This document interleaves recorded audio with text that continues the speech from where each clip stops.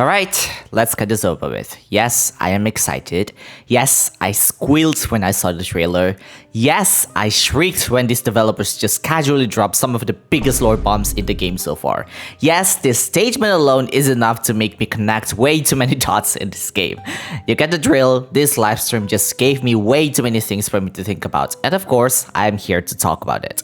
As always, don't forget to give this video a like and comment so the channel can be noticed by the algorithm.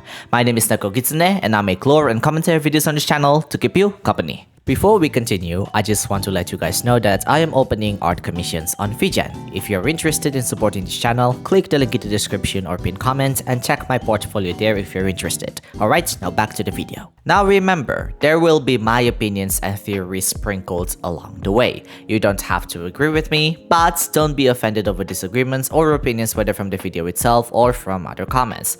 Also, no lore leaks in the comments. I won't gatekeep you with gameplay leaks, but don't talk about lore or story related leaks here.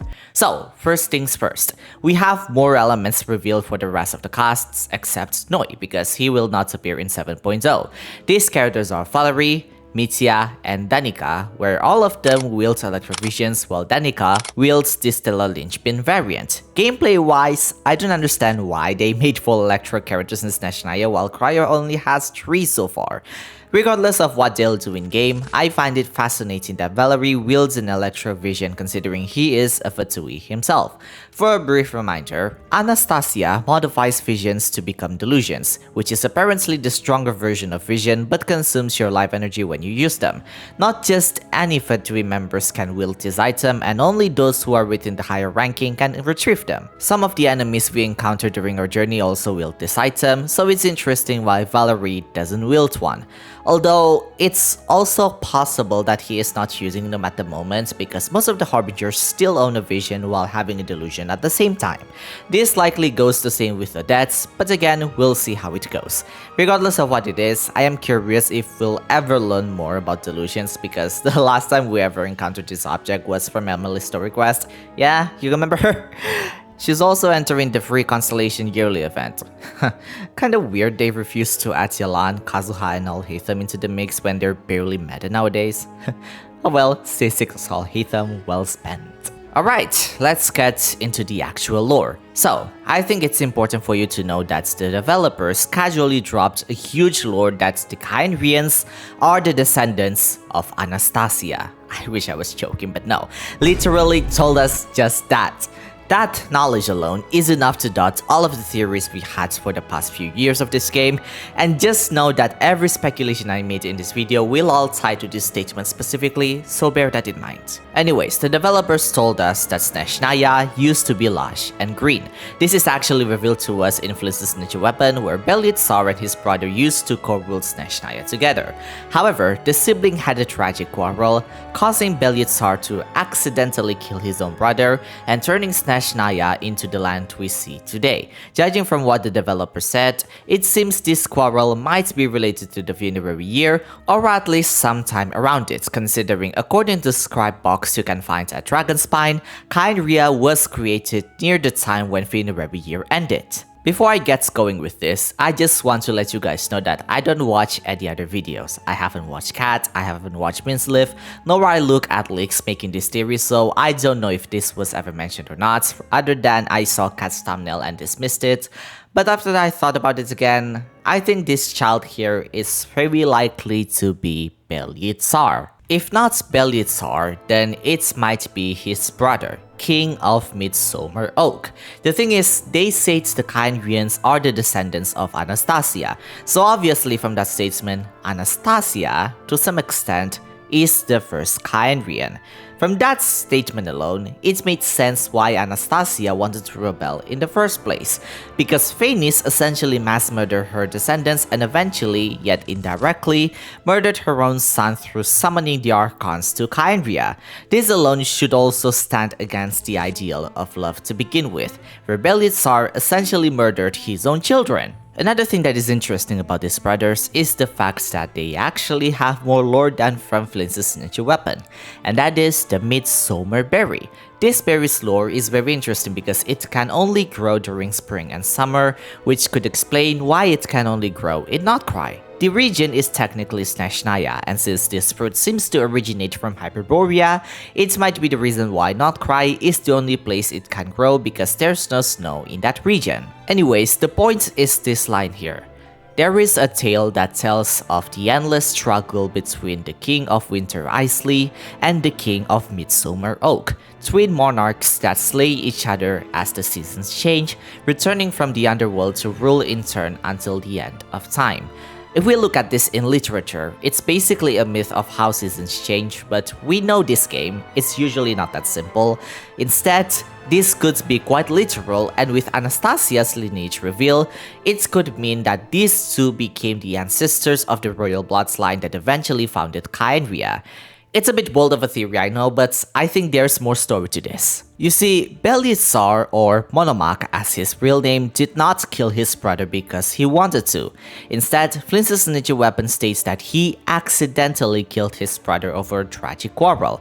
Another lore from Ballad of the Fjords also told us a consistent theme with Flintz's ninja weapon, where it says that winter originated from Hyperborea, which could imply, but of course not confirmed, that this area that Anastasya currently at is very likely to be somewhere near Hyperborea before it was nailed.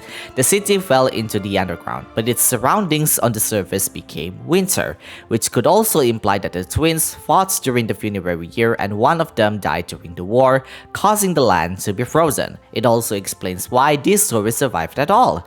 Ballad of the Fjords is literally a bedtime story. Midsummer Berry is treated as a seasonal myth, Flintz's weapon preserves another version of the same events, and individually, they're easy to dismiss as folklore, but together they consistently point toward the same ancient period of history. It's almost as if the truth wasn't preserved in historical records, but through stories passed down from generation to generation. Since the lore of these enhancements in Deep Shadow is referring to Belitsar, then it's safe to assume that this child is him instead of his brother. I think we'll learn more about these two later in World Quests, but for now, let's continue. One thing that these items don't mention is the third descender and Anastasya's relationship. But we do know this to be a fact at this point, where the third descender visited Snezhnaya before.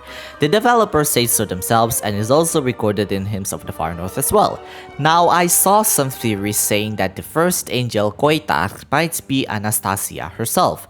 And to that I say, I don't think so. Just because both have lovers and experience memory loss doesn't mean they're the same person. And we saw this pattern multiple times in the game where we thought something is related to another thing because of similarities, when in reality, they're not. One of the main reasons I say this is because the book mentioned Koitar and the TSARITSA's line in a separate section.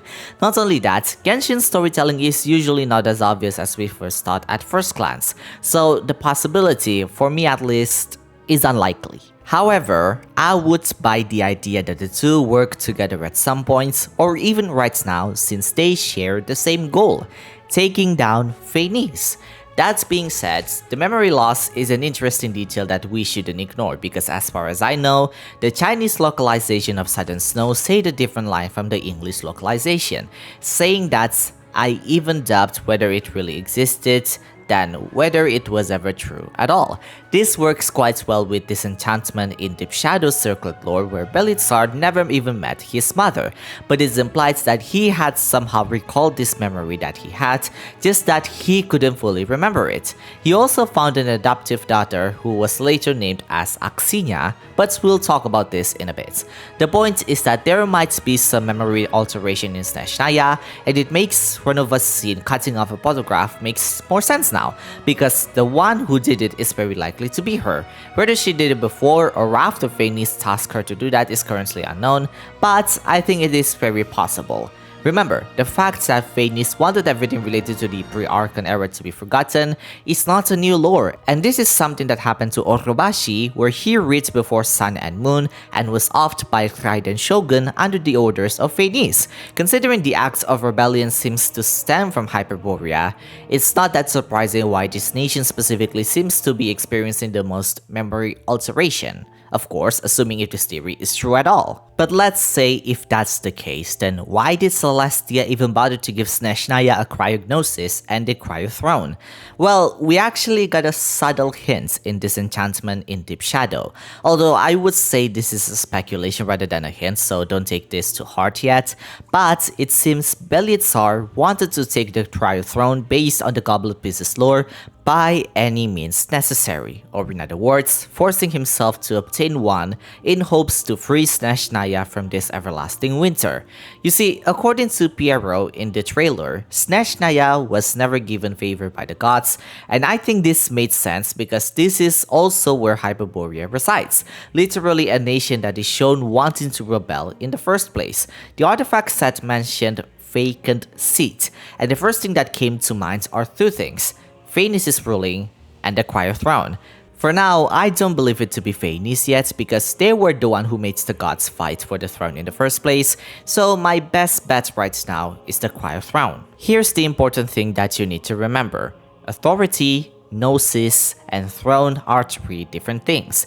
Authority refers to the elemental authority that the dragons originally had. Gnosis is the object that channels the Archons to Celestia, while throne is the Archon's respective position in order to wield the elemental authority. Pyro and Hydro are the best examples of this. In Hydro's case, Focalor offed herself using the power of people's beliefs in justice that was accumulated for 500 years from the Oratrice. After she used all of that power to off herself, the Hydro throne was destroyed, but the elemental authority is not gone. Instead, it returned to Neuvillette, essentially making him the Hydro Archon of Fontaine. Even though the throne is destroyed, the authority still exists, and so does the Gnosis. Pyro's case is similar. We learned in truth amongst the pages of Purana that Mavuika just gave the Pyronosis away, and just because she gave it doesn't mean Mavuika is no longer the Pyro Archon. To her, the Gnosis just amplifies her pyro powers, but that's the most it can do that affects her specifically. After the Gnosis burnt along with the Irminsul, she still held the Pyro Authority and the Pyro Throne. The Gnosis is just missing, and that's about it. Now back to Cryo's case. Belitzar holds the authority of Cryo and also has the Cryo Throne. He likely was able to do this because he gathered multiple alchemists, including his adoptive daughter Axinia, and managed to gain the vacant seat of Celestia. I would argue this to be the case because after what happened in Hyperborea, I find it a bit difficult for there to be another reason why would Phaenis gave a Gnosis to the very nation that wanted to rebel in the first place, let alone filled with races that's main reason to exist is to defeat them, which are the Faes. So if there's another way for the Belitzar to obtain this authority, then it might have been forcing himself to gain that authority by any means necessary. This seems to be related to his goal in rebelling against Phaenis. However, it's important to note that we still have no idea why he rebelled in the first place. I would however assume that he wanted to do this because of his missing memory that he found in the Hyperborean ruins, and these events might have happened after he killed his brother, as implied influences ninja weapon, because after he returned from Hyperborea, he opened his gates for humanity. Now, I won't speculate further on this because admittingly, I don't have enough evidence to theorize further, and I believe we will receive more twists and turns with the canon lore anyway, so let's move on, shall we? Of course, before we continue, please note that these videos took a lot of time and effort to make. Admittingly, this video is a bit hard to make because I am essentially making a lot of speculations out of nothing, so if you enjoyed this video so far, don't forget to hit that like and subscribe button because it helps this channel to be pushed by the algorithm, which helps this channel a lot than you might have thought. With that said, let's continue. Next that I want to talk about is Axinia and Alchemy. I don't think she is Anastasya because this enchantment in Deep Shadow states that her role in the artifact set predates Anastasia's ascension, so that rules out the possibility. Besides, it conflicts with Anastasia's origin to begin with, where she already lived when Snezhnaya used to be a lush and green area. That being said, I do think Axinia might be one of the original Hyperboreans because she was found inside a vault that seems to have been preserved using Hyperborean technology. The fact Belitzar even found her and tasked her on a huge project to rebel against Phaenis meant her existence is crucial enough for Belitzar's plan. But that's besides the point really. So, we'll learn in the special program that alchemy is forbidden in Snezhnaya, and because of this, there's no crafting table in Snezhnaya. Instead, as a descender, we can do alchemy in our own train. I think the artifact sets gives us a solid answer, and that's because the alchemists during that era are using forbidden arts and methods in order to pursue Belitsar's plan. This artifact is somewhat related to Night of the Skies Unveiling artifact set, where Belitsar tasked a mad monk named Rothfangi to investigate Snotcry, only for him to rebel against the Tsar anyway.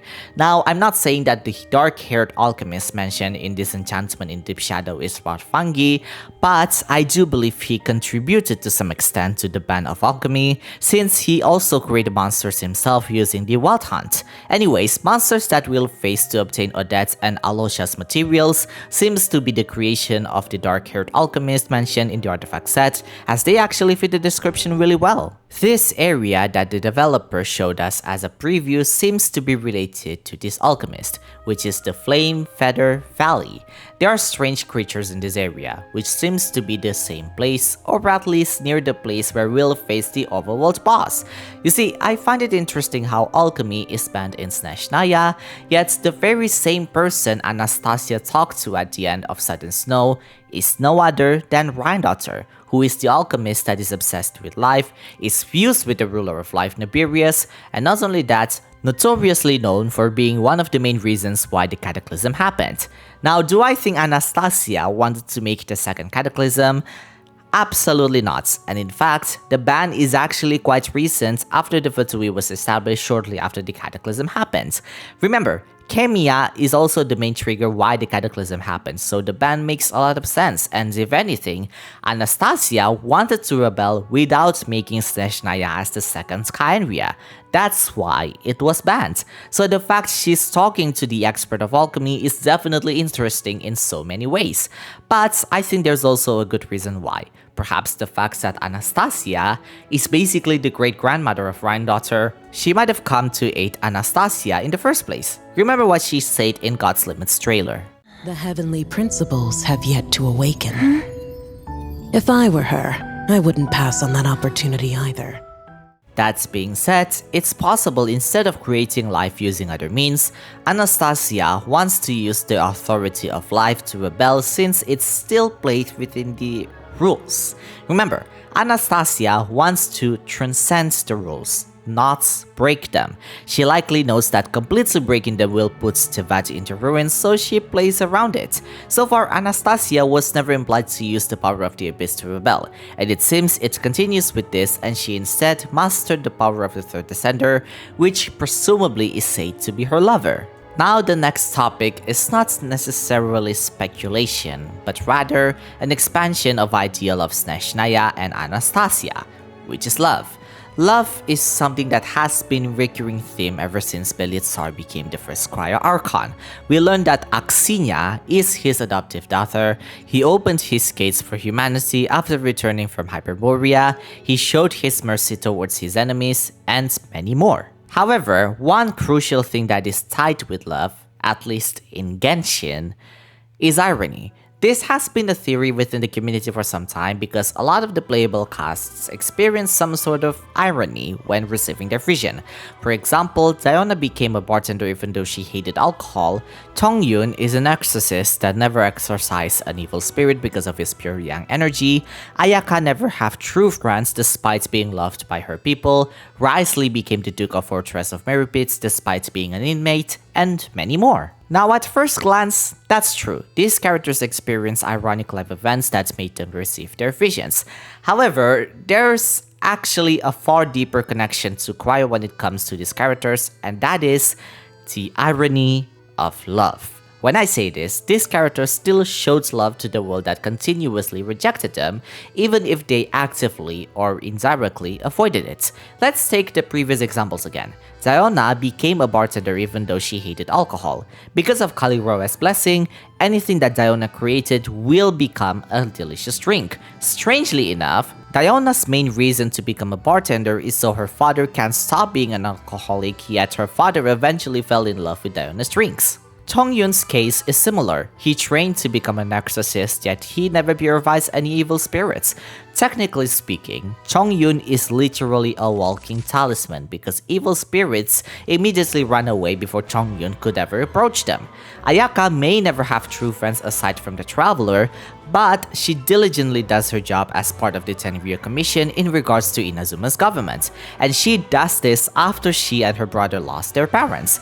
People only respect her as part of a noble lady, but despite not having true friends and only being seen as a respected person, she still does her job diligently even though she is way too young for her age. Wriothesley's case is even more interesting because his love is not just for the criminals, but the fact he protected the children from the orphanage he used to be at by killing the foster parents because of their illegal children trafficking.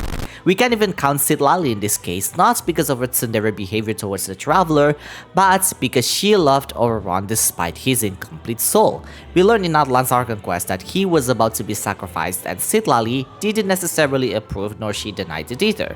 She knew sacrificing him would be beneficial for Natlan, but she also loved Ororon like he is her own grandchild. Regardless, I think you can see a very striking pattern. I can point out more characters, but they all follow very similar patterns. They still show their love to the world that rejects them. This pattern is exactly what's happening with Anastasya. Even though she is the embodiment of love, she continues to show her love to the world that actively rejects her.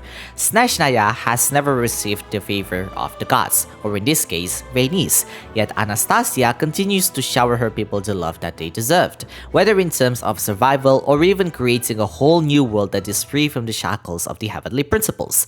Another part of love that she showed is that she allowed Columbina to return to the moon, allowed Sandrona to live if she wanted to, created a funeral for Signora, pardoned Capitano to stop pursuing the paranosis, and many, many more. Now, there's one interesting argument that I had with one of you, although the more accurate way to say this is me recommending an argument.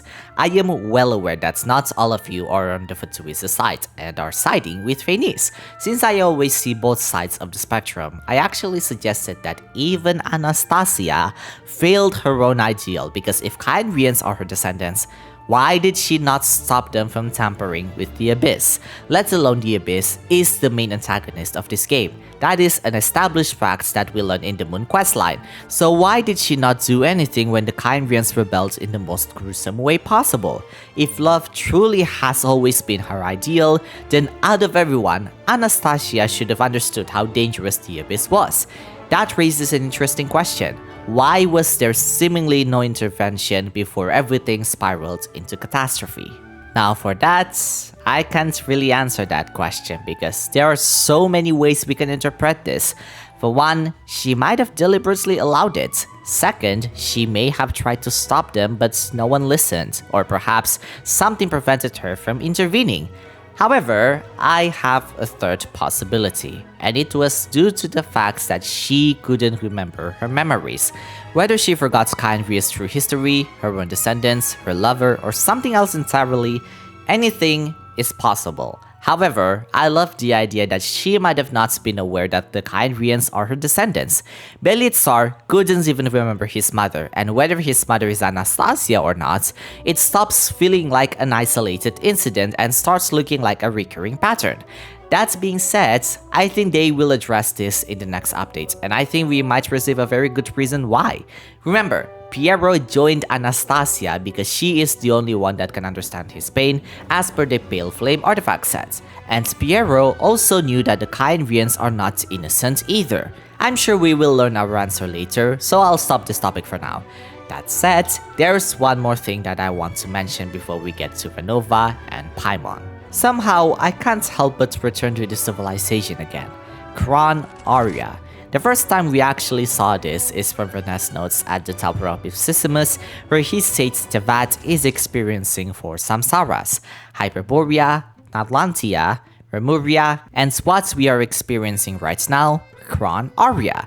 In real life, the previous 3 names are civilization from the root races, that being Hyperborea, Atlantis, and Lemuria, while Kron Arya corresponds to the 5th civilization known as the Aryans. It's important to note to not take this reference as a face value, so I won't be touching too much on the real life references, but I do think Kron Arya is an interesting cycle because according to Renee, Kron Arya is said to be freedom from the gods, which could imply instead of it being a lost civilization, it might be a new civilization that Anastasya wanted to create. That's just my speculation for now, so don't take my word for it. I can't believe we are at the point where someone actually recognizes Paimon as an anomaly. Well, not necessarily an anomaly, but the fact that Ronova even acknowledges Paimon's existence to the point she wants to offer is very interesting. Now, to be fair, it's good to acknowledge that Ronova is referring to something else, but considering what we see in the trailer, it's possible that she is referring to Paimon as it, which I won't lie, how dehumanizing. Again, for this theory specifically, we'll just assume that Ronova is referring to Paimon as it. Now let's all remember again, Paimon, whether you like it or not, is an enigma. We have no idea what Paimon is for the past 6 years, and the closest we know is that Paimon was super tired when she drowned. Kukulkan did say she is an emissary, but he never told us which emissary she belongs to. So the fact Ronova finally acknowledged Paimon's existence means she is far more than we knew about her. If she wants Paimon gone, then Paimon might have been a lot more than just a traveler's guide, but she could be something else entirely. In this update, we learned that Paimon is getting weaker the moment the traveler enters Snezhnaya. It seems to be a central conflict as the trailers consistently showed how the traveler is separated from her at some point and seems to be desperate in trying to find her, possibly because of a series of events that is happening in that exact moment. Now, I have plenty of speculations, but I think the most possible answer right now is that she might have been cut off from her source, or strayed too far from her origin, which is very likely to be Celestia. We learn from Kanatila that Paimon is like a little rainbow balloon floating in the air with a string extending upward to somewhere above the sky itself. As you all know, a balloon that strays too far might as well just explode if it flies too high, which in this case could be the same with Paimon. She is too far from Celestia, or she might have no longer been guarded by the gaze of Celestia, that she eventually grew weaker. Remember, Phanes could not even bother to gaze upon Snezhnaya, so it's within the realm of possibility that entering a land that is not gazed by the heavens is the reason why Paimon's weak state. That said, it's possible that Paimon might have been some sort of object, or perhaps a being created by Phanes or by the Shades. I would say this because if we look at the Chinese localization, the word Ta that Ronova state is in brackets, which could imply she is referring to something important and crucial. In this case, I believe that it is Paimon, or more specifically, Paimon's identity. I wouldn't be surprised if Paimon is actually far more than we initially thought, and honestly, I've been waiting for that moment to happen. Ronova shooting at Paimon could refer to her wanting to taunt the traveler, or she simply doesn't see Paimon as useful anymore. In fact, Paimon was found at the sea, so it's possible her existence is merely being a trash or defect according to Celestia standards. With that in mind, I think we are leaning closer that Paimon is very unlikely to be the Heavenly Principles or Phanes. However, I'd like to play a very unlikely possibility. You see, I don't think Paimon is just that insignificant, because if she is, Ronova would have just ignored her and called it a day. Instead, she tries to kill Paimon, so I think it's safe to assume that Ronova knows what Paimon is. So, here's my crack theory. There are 5 artifact pieces in this game: Flower of Life, Plume of Death, Sands of Time, Goblets of Unithem, and finally, the Circlets of Logos. All reflects into the respective shades except the circlets of Logos. It's good to assume that Logos, or reason, is the power that Phanes wields, but I don't think that to be the case. I always believe that the circlet of Logos is referring to something else, and it might be possible that it could talk about the non-existent ruler of reason. Memory alteration is not new, so what goes without saying that the ruler of reason did not exist, not necessarily because she never existed, but rather her existence was erased or tampered with. Because if Paimon is a shade, then she might be a juvenile form of a shade, or more specifically, the newborn ruler of reason. Of course, this is just a silly theory, so don't take it too seriously. But still, do I think Paimon will be gone and will remain sick? Nah, she appears in the Meeting Point questline and likely will quests as well, so I don't think we're seeing the end of Paimon. However, I think we will learn something about her that we have yet to know of. That alone is already exciting because after 6 years of this game running, we are finally one step closer to actually knowing what Paimon is, and to me, that is already a valuable lore to discover. And with that concludes today's analysis. Overall, I'm excited for Snezhnaya as it has been quite a hype for me now. I can't wait for the next update as we'll definitely get some interesting lore, and I'll see you on the next update with some small changes. Jana!